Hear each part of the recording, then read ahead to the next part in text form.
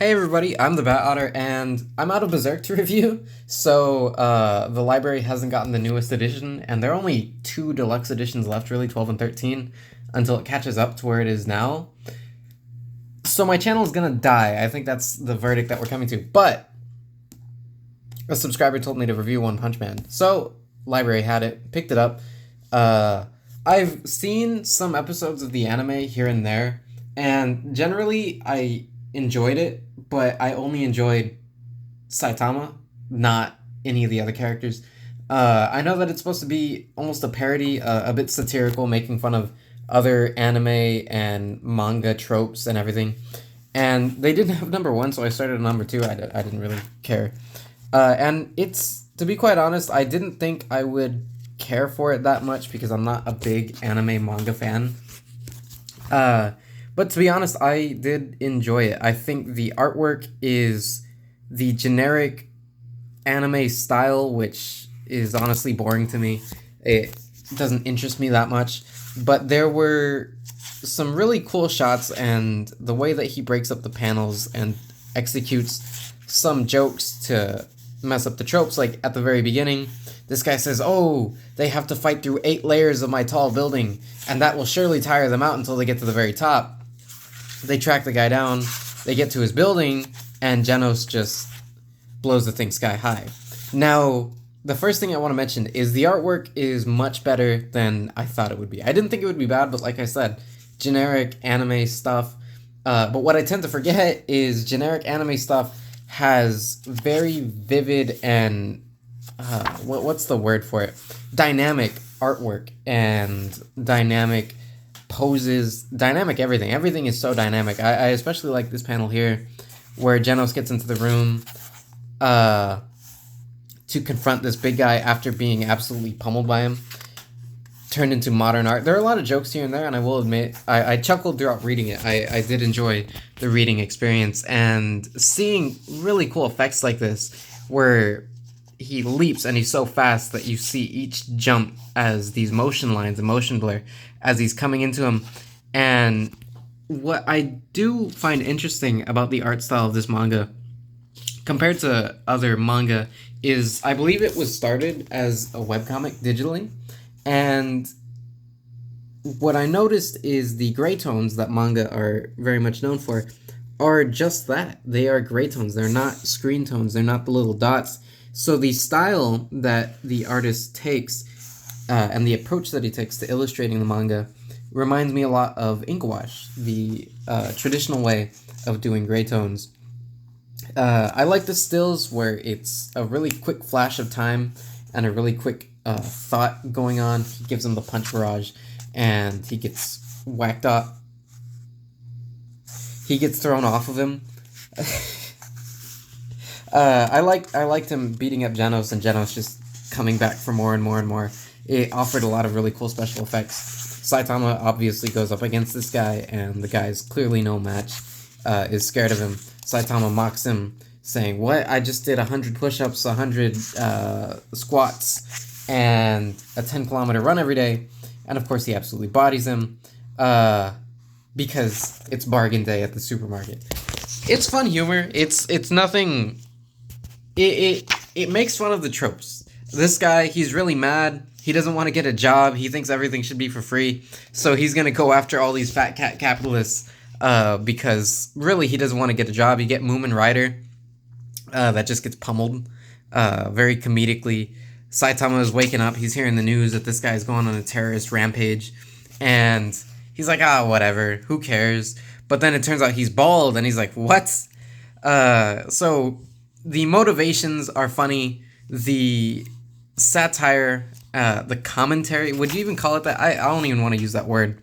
But the satire and the tropes that I myself stay away from manga and anime for, the overcomplicated names, and I want to test myself. And see, this right here is what I mean when I say it reminds me of ink wash, because with ink wash you can get that fade and the different tones out of the piece where it's actual gray color, not just screen tones. Again, you're in for really good special effects. You're in for really, I'd say, entertaining fights, supersonic speed of sound guy. Uh, he sees the trap that he's trying to go into, and he leaps into it. I mean, he runs straight into it, and you get this really cool double page spread here. I mean, it's really cool. You have the sonic rings to illustrate the sound. I like the aesthetic of a lot of the characters and how their names reflect the unique ways they're illustrated and the unique ways their abilities are illustrated. Despite them being very generic powers, they're illustrated in very unique ways and ways that are very characteristic of the characters. I don't want to keep on saying the same word. He gets the spin attack, and Saitama is like, I used that move when I was a kid, thinking back, and treats everything very, very lightly. And I like the tone of the entire piece. And Saitama obviously makes the comment about him, oh, you just want to test yourself, it's that evil grin that you got. And this guy, he's like, oh, I'm so glad that my head is super thick, I'll get a job, Mom. And he's on the ground crying naked. It's funny. I enjoyed it. Like I said, the special effects were really good. The humor is funny, it's quick. It was an enjoyable read. I read it all pretty much in one sitting. The effects, I mean, everything about it, I'd say is good, right? That's really all I can say. It's not that much reading. But here's the thing about manga and anime. The artwork is good.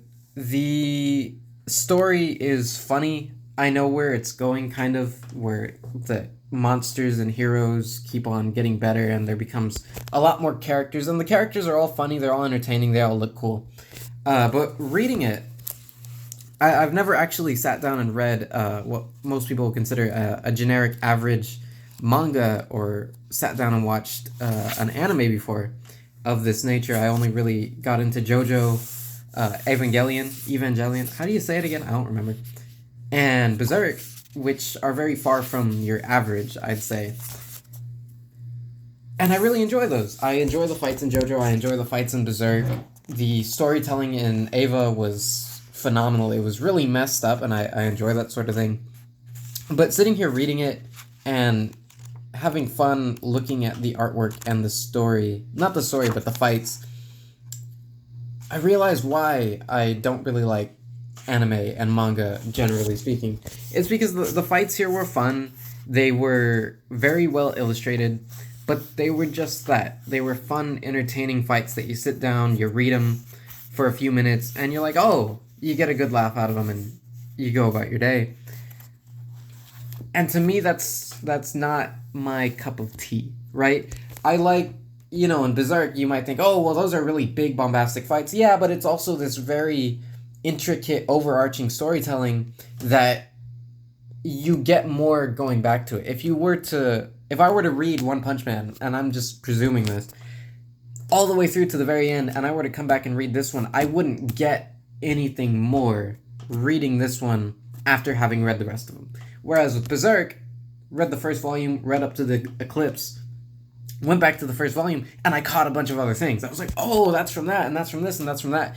You get all the different perspective on it your second time reading it, your third time reading it, because you pick on more things, knowing what happens later. And maybe not so much with JoJo. I think JoJo is just very well structured, and the twists and turns and the very outlandish abilities are what draw me into it, the unique art style. But, I have nothing bad to say about it. That's the thing.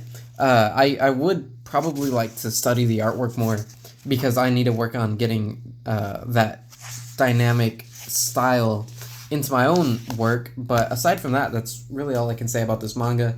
Like I said, I enjoyed it, nothing wrong with it, it's just not my style. I'll probably read a couple more, who knows. They're easy to read.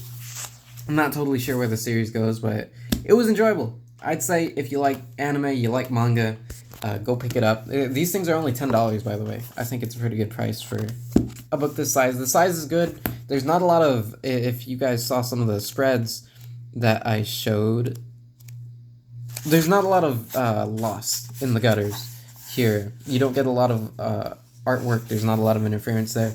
So it's really good to appreciate the artwork. It's not too big, not too small like some other manga. And yeah, that's about the entire video. Hope you guys liked it. I'll probably review one or two more of these It's all I really got.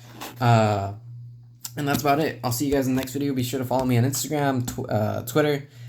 Go check out my short story. It's up on Gumroad, The Pigeon Queen. All the links will be in the description. And other than that, I'll see you in the next video.